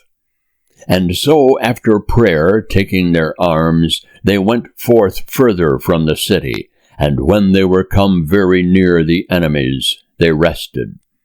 But as soon as the sun was risen, both sides joined battle, the one part having with their valor the Lord for a surety of victory and success, but the other side making their rage their leader in battle. But when they were in the heat of the engagement, there appeared to the enemies from heaven 5 men upon horses, comely, with golden bridles, conducting the Jews. 2 of them took Maccabeus between them, and covered him on every side with their arms, and kept him safe, but cast darts and fireballs against the enemy, so that they fell down, being both confounded with blindness, and filled with trouble. And there were slain 20,500, and 600 horsemen. But Timotheus fled into Gazara, a stronghold, where Chaereas was governor. Then Maccabeus and they that were with him cheerfully laid siege to the fortress 4 days. But they that were within, trusting to the strength of the place, blasphemed exceedingly, and cast forth abominable words. But when the 5th day appeared, 20 young men of them that were with Maccabeus, inflamed in their minds because of the blasphemy, approached manfully to the wall, and pushing forward with fierce courage, got up upon it. Moreover, others also getting up after them, went to set fire to the towers and the gates, and to burn the blasphemers alive. And having for 2 days together pillaged and sacked the fortress, they killed Timotheus, who was found hid in a certain place. They slew also his brother Chaereas and Apollophanes. Timotheus, this man, who was killed at the taking of Gazara, is different from that Timotheus who is mentioned in the 5th chapter of the First Book of Maccabees, and of whom there is mention in the following chapter. And when this was done, they blessed the Lord with hymns and thanksgiving, who had done great things in Israel, and given them the victory. Book 2, Chapter 11. Lysias is overthrown by Judas. He sues for peace. A short time after this, Lysias, the king's lieutenant and cousin, and who had chief charge over all the affairs, being greatly displeased with what had happened, gathered together 80,000 men, and all the horsemen, and came against the Jews, thinking to take the city, and make it a habitation of the Gentiles, and to make a gain of the temple, as of the other temples of the Gentiles, and to set the high priesthood to sale every year, never considering the power of God, but puffed up in mind, and trusting in the multitude of his foot soldiers, and the thousands of his horsemen, and his 80 elephants. So he came into Judea, and approaching to Bethsura, which was in a narrow place, the space of 5 furlongs from Jerusalem, he laid siege to that fortress. But when Maccabeus and they that were with him understood that the strongholds were besieged, they and all the people besought the Lord with lamentations and tears, that he would send a good angel to save Israel. Then Maccabeus himself, first taking his arms, exhorted the rest to expose themselves together with him to the danger, and to succor their brethren. And when they were going forth together with a willing mind, there appeared at Jerusalem a horseman going before them in white clothing with golden armor, shaking a spear. Then they all together blessed the merciful Lord, and took great courage, being ready to break through not only men, but also the fiercest beasts and walls of iron. So they went on courageously, having a helper from heaven, and the Lord, who showed mercy to them. And rushing violently upon the enemy like lions, they slew of them 11,000 footmen, and 1,600 horsemen, and put all the rest to flight, and many of them being wounded escaped naked. Yea, and Lysias himself fled away shamefully, and escaped. And as he was a man of understanding, considering with himself the loss he had suffered, and perceiving that the Hebrews could not be overcome, because they relied upon the help of the Almighty God, he sent to them, and promised that he would agree to all things that are just, and that he would persuade the king to be their friend. Then Maccabeus consented to the request of Lysias, providing for the common good in all things. And whatsoever Maccabeus wrote to Lysias concerning the Jews, the king allowed of. For there were letters written to the Jews from Lysias to this effect: Lysias, to the people of the Jews, greeting. John and Absalom, who were sent from you, delivering your writings, requested that I would accomplish those things which were signified by them. Therefore, whatsoever things could be reported to the king, I have represented to him, and he hath granted as much as the matter permitted. If, therefore, you will keep yourselves loyal in affairs, hereafter also I will endeavor to be a means of your good. But as concerning other particulars, I have given orders by word both to these and to them that are sent by me, to commune with you. Fare ye well. In the year 148, the 24th day of the month of Dioscorus. In the year 148, that is, according to the computation followed by the Greeks, which was different from that of the Hebrews, followed by the writer of the First Book of Maccabees. However, by this date, as well as by other circumstances, it appears that the expedition of Lysias, mentioned in this chapter, is different from that which is recorded 1 Maccabees chapter 6.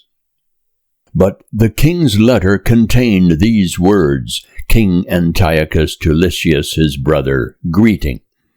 Our Father, being translated amongst the gods, we are desirous that they that are in our realm should live quietly and apply themselves diligently to their own concerns. And we have heard that the Jews would not consent to my father to turn to the rites of the Greeks, but that they would keep to their own manner of living, and therefore that they request us to allow them to live after their own laws. Wherefore, being desirous that this nation also should be at rest, we have ordained and decreed that the temple should be restored to them, and that they may live according to the custom of their ancestors. Thou shalt do well, therefore, to send to them and grant them peace, that our pleasure being known, they may be of good comfort and look to their own affairs. But the king's letter to the Jews was in this manner. King Antiochus to the Senate of the Jews, and to the rest of the Jews, greeting. If you are well, you are as we desire. We ourselves also are well. Menelaus came to us, saying that you desired to come down to your countrymen that are with us. We grant, therefore, a safe conduct to all that come and go until the 30th day of the month of Xanthicus, that the Jews may use their own kind of meats, and their own laws as before, and that none of them any manner of ways be molested for things which have been done by ignorance. And we have sent also Menelaus to speak to you. Fare ye well. In the year 148, the 15th day of the month of Xanthicus. The Romans also sent them a letter to this effect. Quintus Mamaeus and Titus Menelaus, ambassadors of the Romans, to the people of the Jews, greeting. Whatsoever Lysias, the king's cousin, hath granted to you, we also have granted. But touching such things as he thought should be referred to the king, after you have diligently conferred among yourselves, send someone forthwith, that we may decree as it is convenient for you, for we are going to Antioch. And therefore make haste to write back, that we may know of what mind you are. Fare ye well.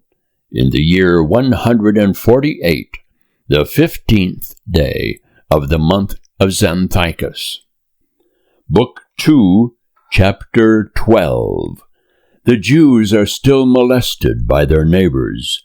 Judas gains divers victories over them. He orders sacrifice and prayers for the dead. When these covenants were made, Lysias went to the king, and the Jews gave themselves to husbandry. But they that were behind, that is, Timotheus and Apollonius, the son of Genneus, also Hieronymus and Demophan, and besides them Nicanor, the governor of Cyprus, would not suffer them to live in peace and to be quiet. The men of Joppa also were guilty of this kind of wickedness.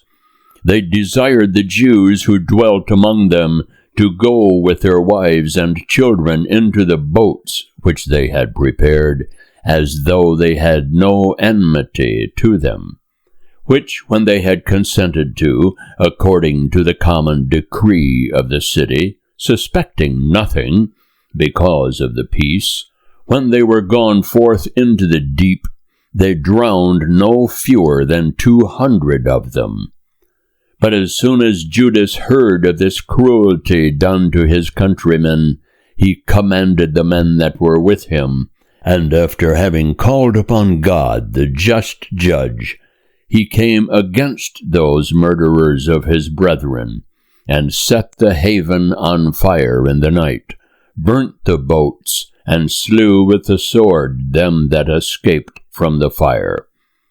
And when he had done these things in this manner, he departed as if he would return again, and root out all the Joppites.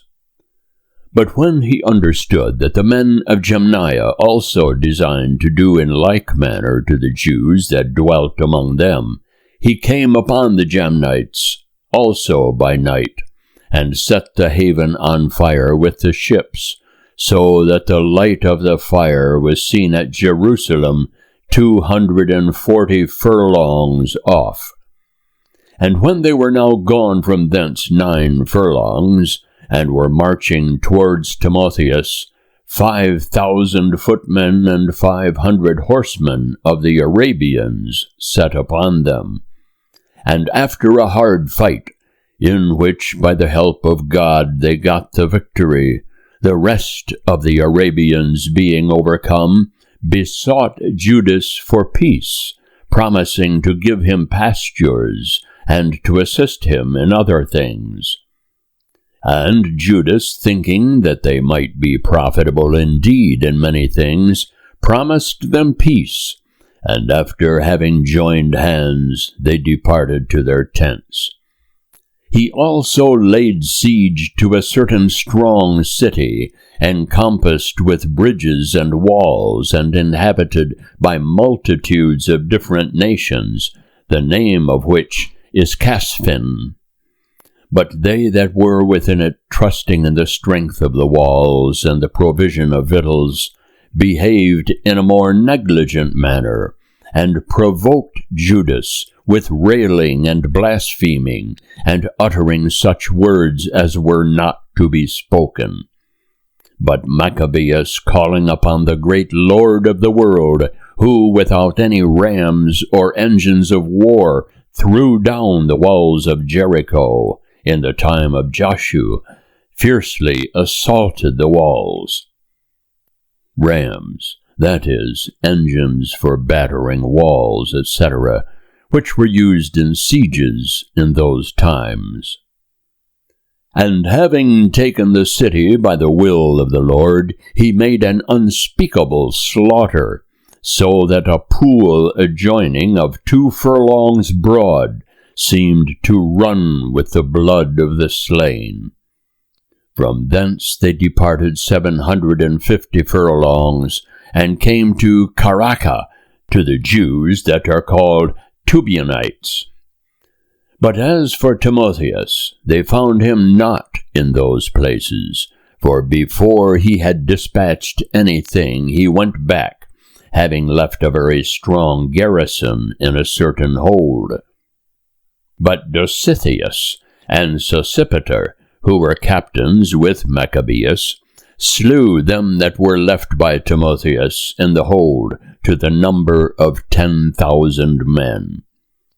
And Maccabeus, having set in order about him 6,000 men, and divided them by bands, went forth against Timotheus, who had with him 120,000 footmen, and 2,500 horsemen.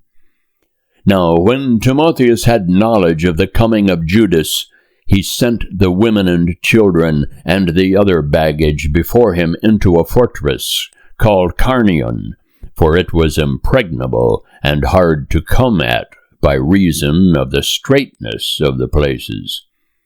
But when the first band of Judas came in sight, the enemies were struck with fear by the presence of God, who seeth all things, and they were put to flight one from another, so that they were often thrown down by their own companions, and wounded with the strokes of their own swords. But Judas pursued them close, punishing the profane, of whom he slew 30,000 men. And Timotheus himself fell into the hands of the band of Dositheus and Sosipater, and with many prayers he besought them to let him go with his life, because he had the parents and brethren of many of the Jews, who by his death might happen to be deceived. And when he had given his faith that he would restore them according to the agreement, they let him go without hurt for the saving of their brethren. Then Judas went away to Carnion, where he slew 25,000 persons. And after he had put to flight and destroyed these, he removed his army to Ephron, a strong city, wherein there dwelt a multitude of divers nations, and stout young men standing upon the walls made a vigorous resistance. And in this place there were many engines of war, and a provision of darts. But when they had invocated the Almighty, who with his power breaketh the strength of the enemies, they took the city, and slew 25,000 of them that were within. From thence they departed to Scythopolis, which lieth 600 furlongs from Jerusalem. Scythopolis, formerly called Bethsan. But the Jews that were among the Scythopolitans, testifying that they were used kindly by them, and that even in the times of their adversity they had treated them with humanity, they gave them thanks, exhorting them to be still friendly to their nation, and so they came to Jerusalem, the feast of the weeks being at hand. And after Pentecost, they marched against Gorgias, the governor of Idumea, and he came out with 3,000 footmen and 400 horsemen. And when they had joined battle, it happened that a few of the Jews were slain.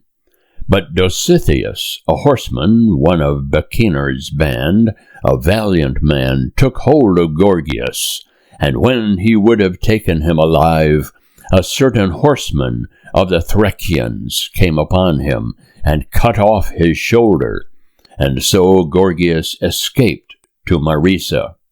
But when they that were with Esdrin had fought long and were weary, Judas called upon the Lord to be their helper and leader of the battle.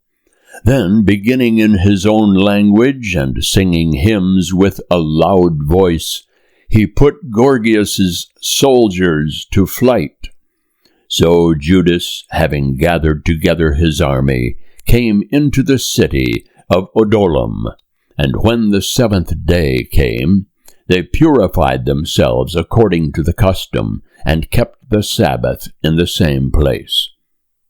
And the day following Judas came with his company, to take away the bodies of them that were slain, and to bury them with their kinsmen in the sepulchres of their fathers. And they found under the coats of the slain some of the donaries of the idols of Jamnia, which the law forbiddeth to the Jews, so that all plainly saw that for this cause they were slain. Of the donaries, etc., that is, of the votive offerings, which had been hung up in the temples of the idols, which they had taken away when they burnt the port of Jamnia, contrary to the prohibition of the law, Deuteronomy 7, verse 25. Then they all blessed the just judgment of the Lord, who had discovered the things that were hidden. And so, betaking themselves to prayers, they besought him that the sin which had been committed might be forgotten. But the most valiant Judas exhorted the people to keep themselves from sin, forasmuch as they saw before their eyes what had happened because of the sins of those that were slain. And making a gathering, he sent 12,000 drachms of silver to Jerusalem for sacrifice to be offered for the sins of the dead, thinking well and religiously concerning the resurrection. For if he had not hoped that they that were slain should rise again, it would have seemed superfluous and vain to pray for the dead. And because he considered that they who had fallen asleep with godliness had great grace laid up for them with godliness, Judas hoped that these men who died fighting for the cause of God and religion might find mercy, either because they might be excused from mortal sin by ignorance, or might have repented of their sin, at least at their death. It is therefore a holy and wholesome thought to pray for the dead, that they may be loosed from sins. It is therefore a holy and wholesome thought to pray for the dead. Here is an evident and undeniable proof of the practice of praying for the dead under the old law, which was then strictly observed by the Jews, and consequently could not be introduced at that time by Judas, their chief and high priest, if it had not been always their custom. Book 2, Chapter 13. Antiochus and Lysias again invade Judea. Menelaus is put to death. The king's great army is worsted twice. The peace is renewed. In the year 149, Judas understood that Antiochus Eupator was coming with a multitude against Judea, and with him Lysias the regent, who had charge over the affairs of the realm, having with him 110,000 footmen, 5,000 horsemen, 22 elephants, and 300 chariots. 110,000, etc. The difference between the numbers here set down and those recorded 1 Maccabees chapter 4 is easily accounted for if we consider that such armies as these are liable to be at one time more numerous than at another, either by sending away large detachments, or being diminished by sickness, or increased by receiving fresh supplies of troops according to different exigencies or occurrences. Menelaus also joined himself with them, and with great deceitfulness besought Antiochus not for the welfare of his country, but in hopes that he should be appointed chief ruler. But the King of Kings stirred up the mind of Antiochus against the sinner, and upon Lysias suggesting that he was the cause of all the evils, he commanded, as the custom is with them, that he should be apprehended and put to death in the same place. Now there was in that place a tower 50 cubits high, having a heap of ashes on every side. This had a prospect steep down. From thence he commanded the sacrilegious wretch to be thrown down into the ashes, all men thrusting him forward unto death. And by such a law it happened that Menelaus, the transgressor of the law, was put to death, not having so much as burial in the earth.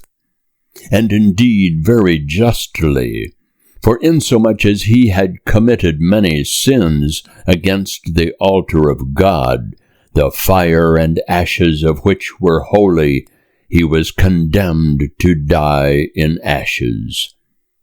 But the king, with his mind full of rage, came on to show himself worse to the Jews than his father was, which when Judas understood, he commanded the people to call upon the Lord day and night, that as he had always done, so now also he would help them, because they were afraid to be deprived of the law, and of their country, and of the holy temple, and that he would not suffer the people that had of late taken breath for a little while to be again in subjection to blasphemous nations.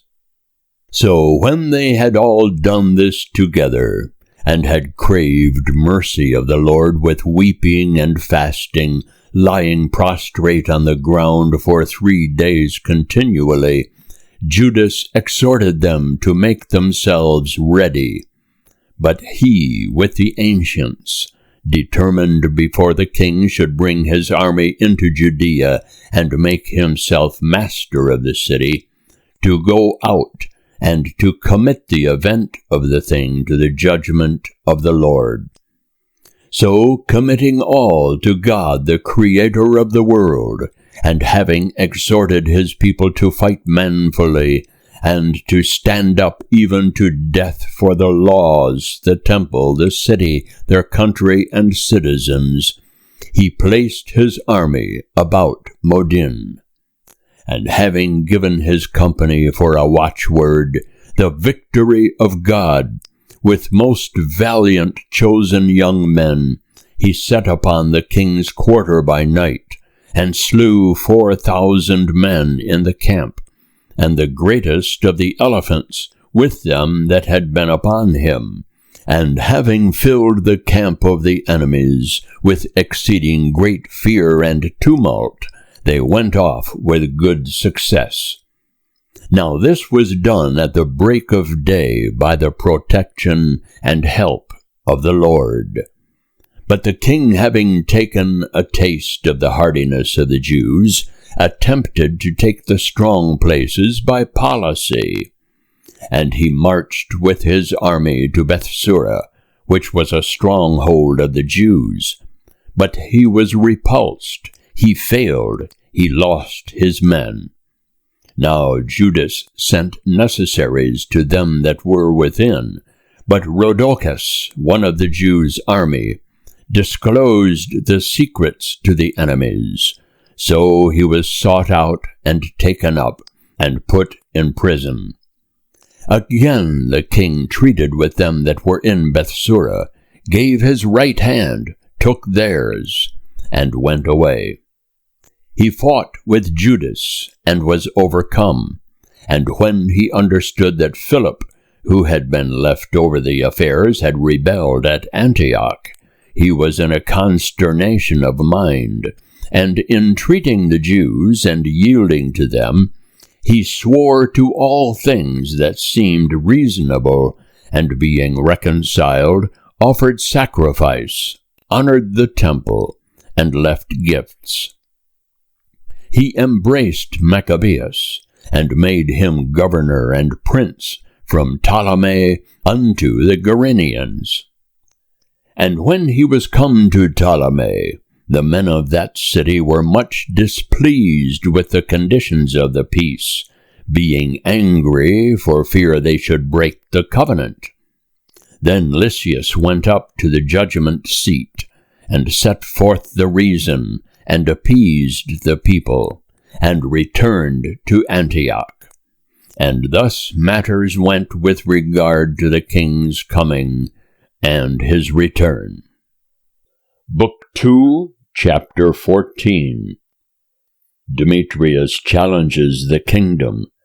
Alcimus applies to him to be made high priest. Nicanor is sent into Judea, his dealings with Judas, his threats, the history of Razias.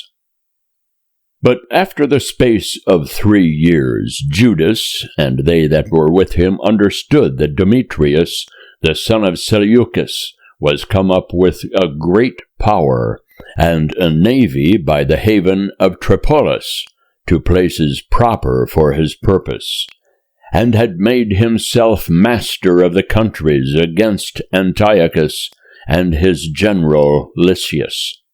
Now one Alcimus, who had been chief priest, but had willfully defiled himself in the time of mingling with the heathens, seeing that there was no safety for him, nor access to the altar. Now Alcimus, who had been chief priest. This Alcimus was of the stock of Aaron, but for his apostasy here mentioned, was incapable of the high priesthood, but King Antiochus Eupator appointed him in place of the high priest, as Menelaus had been before him set up by Antiochus. Yet neither of them were truly high priests, for the true high priesthood was amongst the Maccabees, who were also of the stock of Aaron, and had strictly held their religion, and were ordained according to the rites commanded in the law of Moses, in the same place, mingling with the heathens, that is, in their idolatrous worship. Came to King Demetrius in the year 150, presenting unto him a crown of gold and a palm, and besides these, some boughs that seemed to belong to the temple. And that day indeed he held his peace. But having gotten a convenient time to further his madness, being called to council by Demetrius, and asked what the Jews relied upon, and what were their counsels, he answered thereunto, They among the Jews that are called Assyrians, of whom Judas Maccabeus is captain, nourish wars, and raise seditions, and will not suffer the realm to be in peace. For I also, being deprived of my ancestors' glory, I mean of the high priesthood, am now come hither, principally indeed out of fidelity to the king's interests, but in the next place also to provide for the good of my countrymen. For all our nation suffereth much from the evil proceedings of these men. Wherefore, O king, seeing thou knowest all these things, take care, I beseech thee, both of the country and of our nation, according to thy humanity, which is known to all men. For as long as Judas liveth, it is not possible that the state should be quiet. Now when this man had spoken to this effect, the rest also of the king's friends, who were enemies of Judas, incensed Demetrius against him. And forthwith he sent Nicanor, the commander over the elephants, governor into Judea, giving him in charge to take Judas himself, and disperse all them that were with him, and to make Alcimus the high priest of the great temple. Then the Gentiles who had fled out of Judea from Judas came to Nicanor by flocks, thinking the miseries and calamities of the Jews to be the welfare of their affairs. Now when the Jews heard of Nicanor's coming, and that the nations were assembled against them, they cast earth upon their heads, and made supplication to him who chose his people to keep them forever, and who protected his portion by evident signs. Then, at the commandment of their captain, they forthwith removed from the place where they were, and went to the town of Deseu to meet them. Now Simon, the brother of Judas, had joined the battle with Nicanor, but was frightened with the sudden coming of the adversaries. Nevertheless, Nicanor, hearing of the valor of Judas's companions and the greatness of courage with which they fought for their country, was afraid to try the matter by the sword. Wherefore he sent Posidonius and Theodosius and Matthias before to present and receive the right hands. And when there had been a consultation thereupon, and the captain had acquainted the multitude with it, they were all of one mind to consent to covenants. So they appointed a day upon which they might come together by themselves, and seats were brought out, and set for each one. But Judas ordered armed men to be ready in convenient places, lest some mischief might be suddenly practiced by the enemies.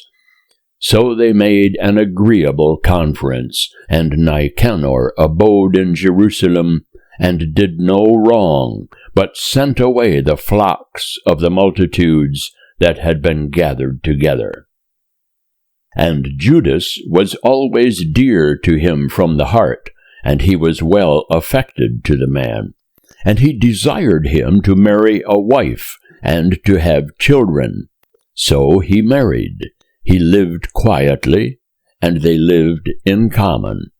But Alcimus, seeing the love they had one to another, and the covenants, came to Demetrius, and told him that Nicanor had assented to the foreign interest, for that he meant to make Judas, who was a traitor to the kingdom, his successor. Then the king, being in a rage, and provoked with this man's wicked accusation, wrote to Nicanor, signifying that he was greatly displeased with the covenant of friendship, and that he commanded him nevertheless to send Maccabeus prisoner in all haste to Antioch.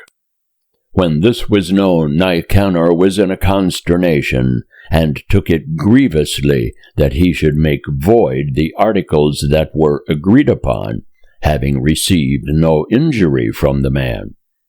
But because he could not oppose the king, he watched an opportunity to comply with the orders. But when Maccabeus perceived that Nicanor was more stern to him, and that when they met together as usual he behaved himself in a rough manner, and was sensible that this rough behavior came not of good, he gathered together a few of his men, and hid himself from Nicanor. But he, finding himself notably prevented by the man, came to the great and holy temple, and commanded the priests that were offering the accustomed sacrifices to deliver him the man.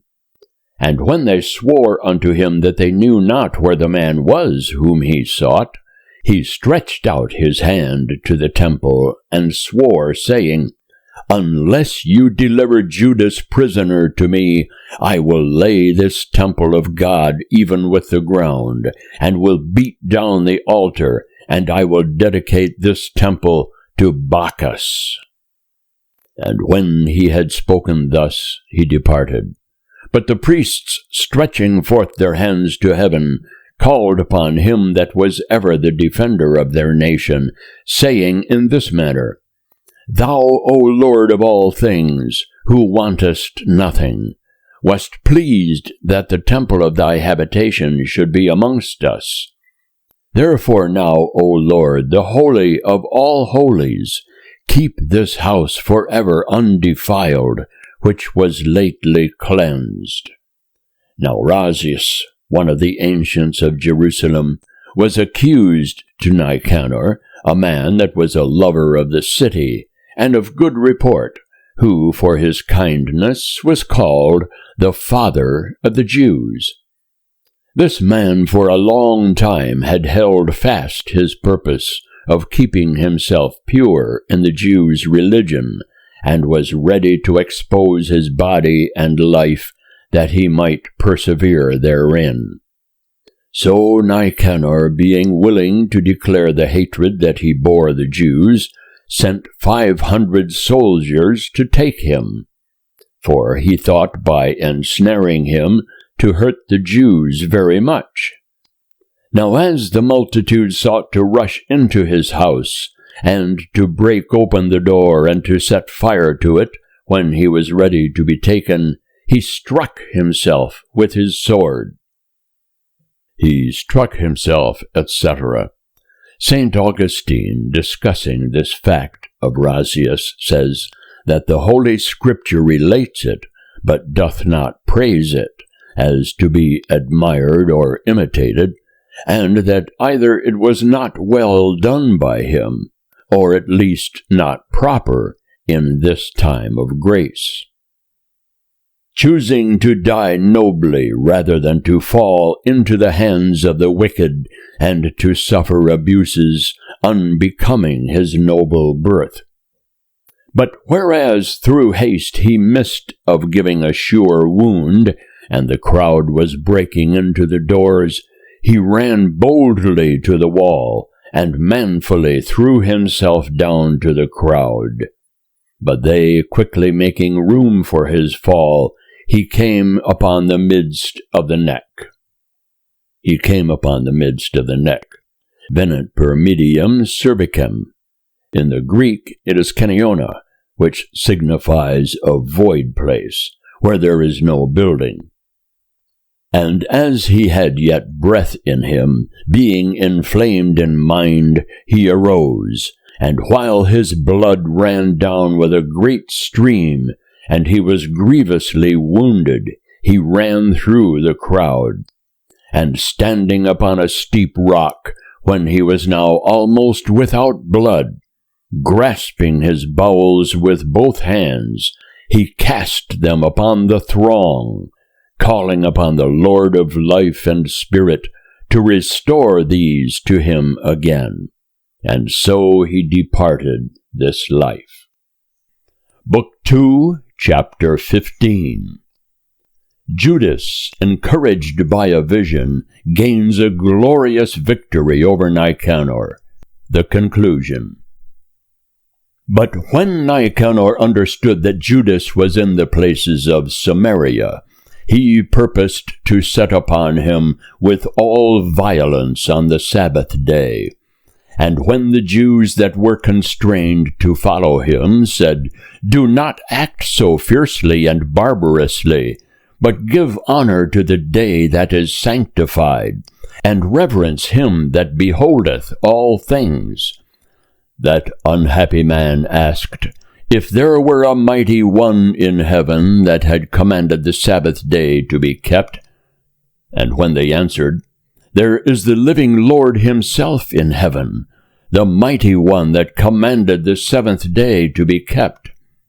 Then he said, "And I am mighty upon the earth, and I command to take arms, and to do the king's business."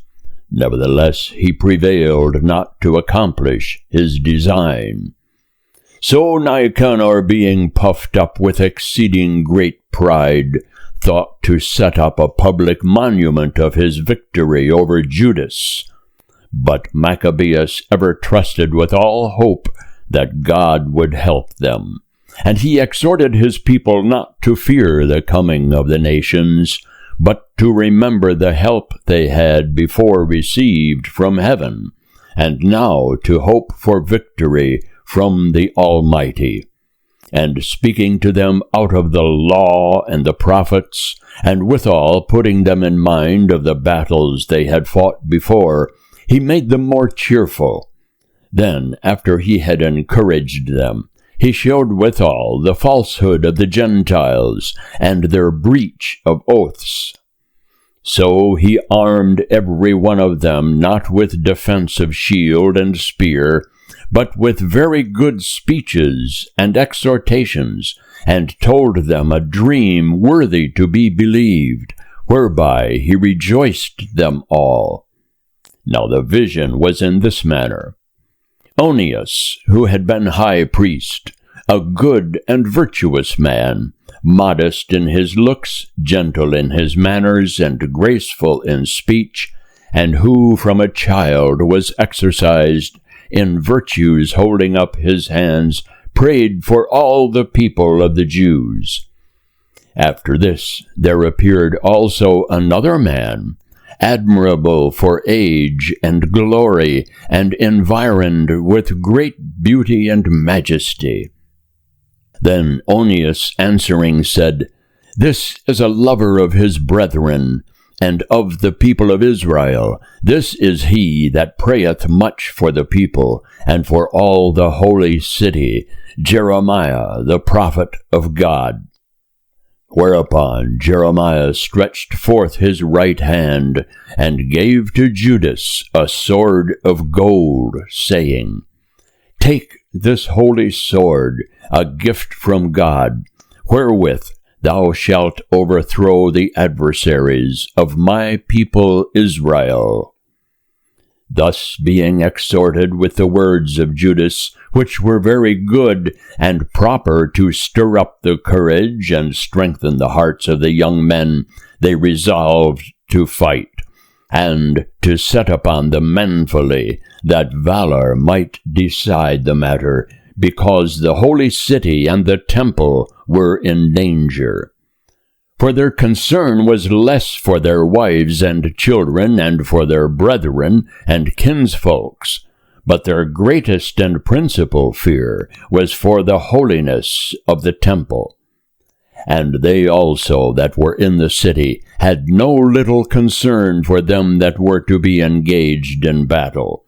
And now when all expected what judgment would be given, and the enemies were at hand, and the army was set in array, the beasts and the horsemen ranged in convenient places, Maccabeus, considering the coming of the multitude, and the divers preparations of armor, and the fierceness of the beasts, stretching out his hands to heaven, called upon the Lord that worketh wonders, who giveth victory to them that are worthy, not according to the power of their arms, but according as it seemeth good to him.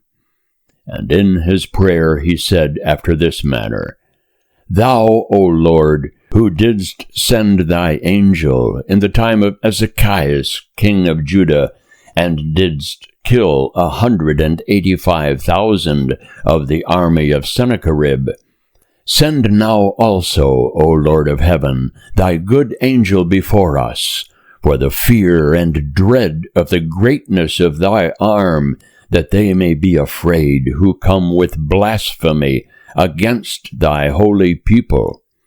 And thus he concluded his prayer.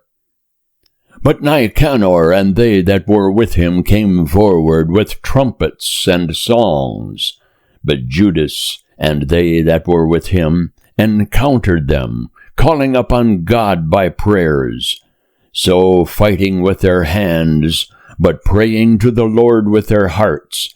They slew no less than 35,000, being greatly cheered with the presence of God. And when the battle was over, and they were returning with joy, they understood that Nicanor was slain in his armor. Then, making a shout and a great noise, they blessed the Almighty Lord in their own language. And Judas, who was altogether ready in body and mind to die for his countrymen, commanded that Nicanor's head and his hand with the shoulder should be cut off and carried to Jerusalem. And when he was come thither, having called together his countrymen and the priests to the altar, he sent also for them that were in the castle, and showing them the head of Nicanor and the wicked hand which he had stretched out with proud boasts against the holy house of the Almighty God, he commanded also that the tongue of the wicked Nicanor should be cut out and given by pieces to birds, and the hand of the furious man to be hanged up over against the temple. Then all blessed the Lord of heaven, saying, Blessed be he that hath kept his own place undefiled. And he hung up Nicanor's head in the top of the castle, that it might be an evident and manifest sign of the help of God. And they all ordained by a common decree, by no means to let this day pass without solemnity, but to celebrate the 13th day of the month of Adar, called in the Syrian language the day before Mardochus' day. So these things being done with relation to Nicanor, and from that time the city being possessed by the Hebrews, I also will here make an end of my narration, which if I have done well, and as it becometh the history, it is what I desired. But if not so perfectly, it must be pardoned me. If not so perfectly, etc. This is not said with regard to the truth of the narration, but with regard to the style and manner of writing, which in the sacred penman is not always the most accurate. See St. Paul, 2 Corinthians 11, verse 6.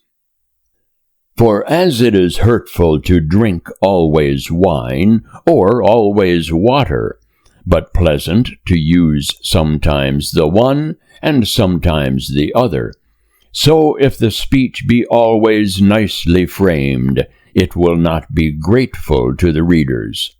But here it shall be ended. And End of Maccabees, Book 1 and Book 2.